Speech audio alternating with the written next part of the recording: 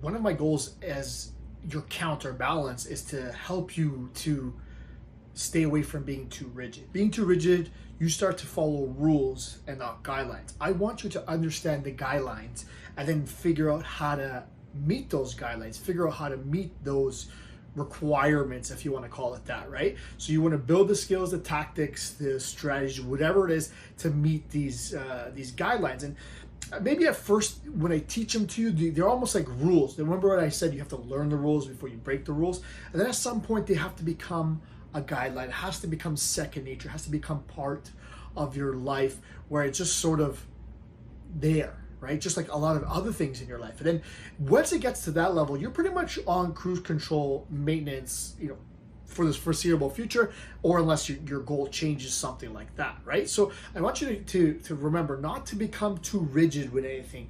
Become fluid.